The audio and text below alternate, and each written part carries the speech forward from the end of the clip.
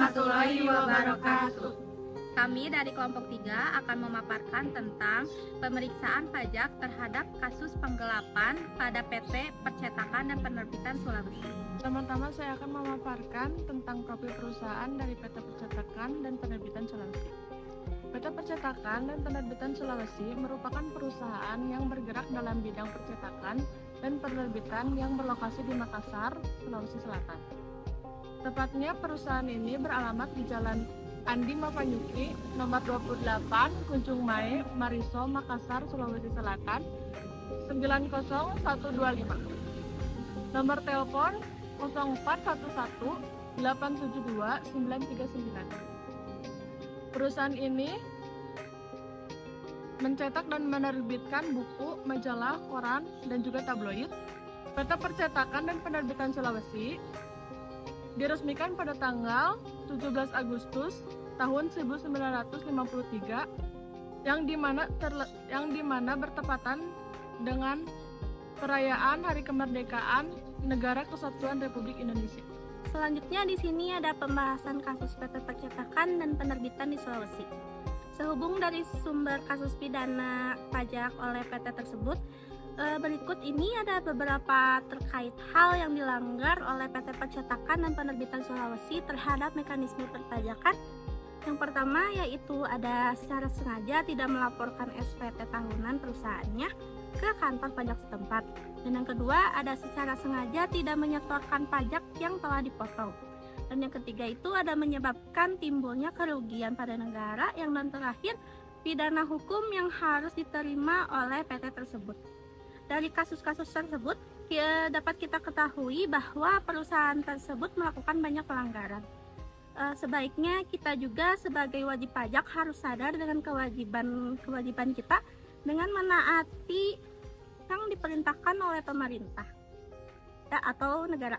Penyelesaian pada kasus pidana PT Percetakan Penerbitan Sulawesi, upayanya dilakukan untuk menanggulangi tindak pidana secara optimal. Pendekatan yang perlu dilakukan adalah dengan melakukan pendekatan sistem pertanggungjawaban pidana sebagai salah satu kebijakan kriminalisasi. Kebijakan kriminalisasi sebagai usaha-usaha yang rasional untuk mengendalikan kejahatan atau problem sosial yang dinamakan kejahatan dapat dilakukan dengan berbagai cara. Sudah tentu tidak hanya dengan menggunakan sarana penal atau hukum pidana, tetapi dapat juga dengan menggunakan sarana-sarana non-penal. Penanggulangan kejahatan dengan sarana hukum pidana berarti mengadakan pemilihan untuk mencapai hasil perundangan pidana yang paling baik dalam arti memenuhi syarat keadilan dan daya guna. Selanjutnya ada hasil pengamatan kasus PT Percetakan dan Penerbitan Sulawesi. Yang pertama, perlunya sosialisasi oleh pihak terkait, dalam hal ini kantor pajak terhadap keseluruhan wajib pajak, yang mana setiap adanya pembaruan ataupun informasi terbaru mengenai pelaporan perpajakan ataupun hal yang berhubungan dengan kewajiban wajib pajak. Yang kedua, kesadaran wajib pajak perlu dipupuk kembali, mengingat dengan maraknya kasus pajak yang beredar dari tahun lalu. Seperti halnya kasus pajak, dalam pembahasan ini menimbulkan kerugian negara yang berdampak pada kelangsungan pembiayaan maupun pendapatan negara.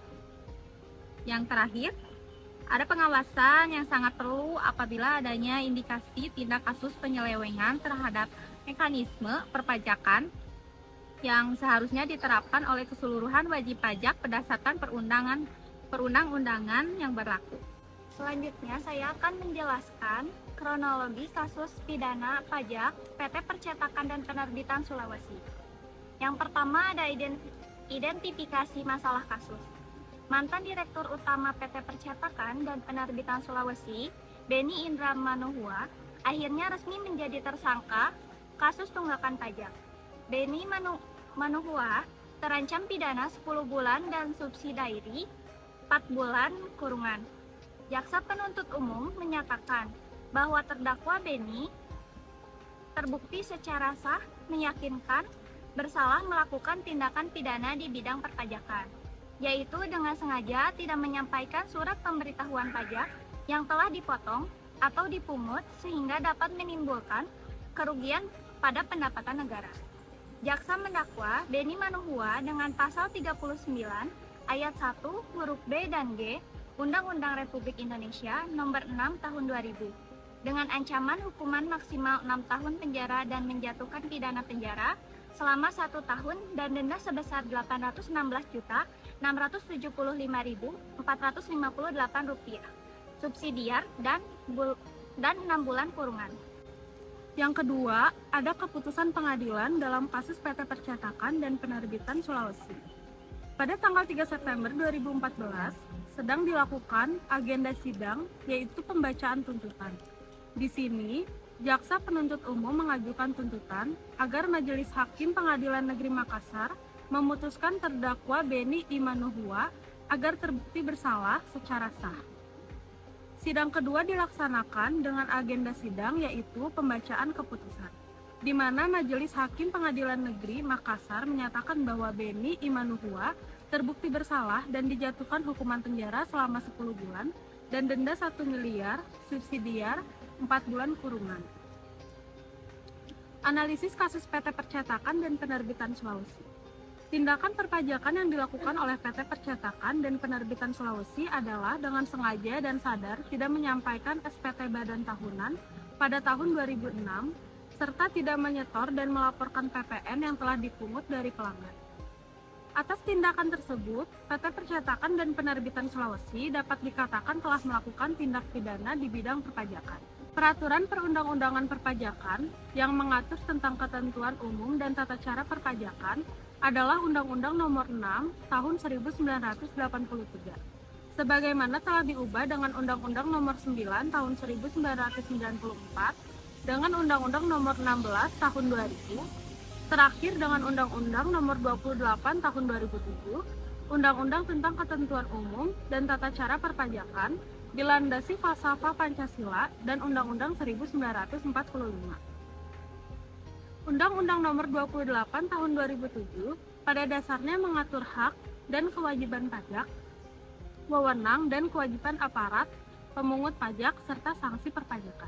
Kesimpulan dari kasus yang telah kita bahas, dari materi yang kita pelajari, dapat diambil kesimpulan bahwa pemeriksaan pajak adalah serangkaian kegiatan menghimpun dan mengelola data, keterangan, dan bukti untuk menguji kepatuhan pemenuhan kewajiban perpajakan dan atau untuk tujuan lain. Demikian video presentasi dari kami. Terima kasih. Sekian dari kelompok kami. Wassalamualaikum warahmatullahi wabarakatuh.